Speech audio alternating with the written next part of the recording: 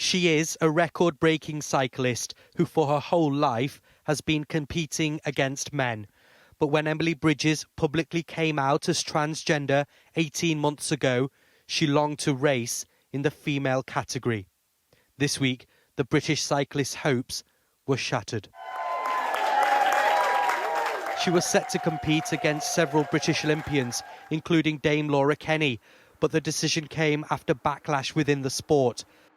Some professional female riders think Bridges may have an unfair advantage.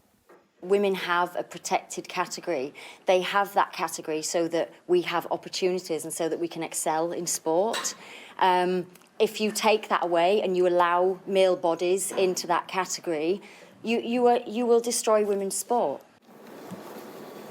Trans inclusion in top-level sports has been a contentious subject for many years. One too familiar for marathon runner Joanna, who's now focused on evaluating the effects of transition on sporting performance.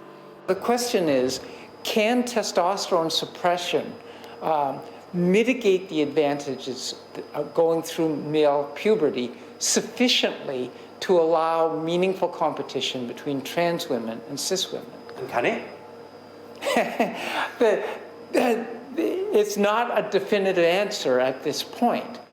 It's tests like this Emily Bridges has been taking over the last year to measure her performance after reducing testosterone levels. But despite passing the criteria, she's still being blocked from competing, a move which has brought anger across the trans community. Like here in East London, where history has been made. Natalie is taking part in the world's first football match consisting of solely transgender women, but she feels their achievements have been overshadowed. It's sad that we've lost an opportunity to have someone really kind of break new ground for us and to really kind of give the community something positive to shout about at a time when we haven't had a lot of things to be really positive about and the community's under what feels like a real attack, actually. British Cycling have said Emily Bridges is disappointed and that now is the time for a coalition to address trans participation in elite sports. But she is an athlete who was set to shine in this year's Commonwealth Games, moments which may now not be possible. In Zaman Rashid, Sky News, Loughborough.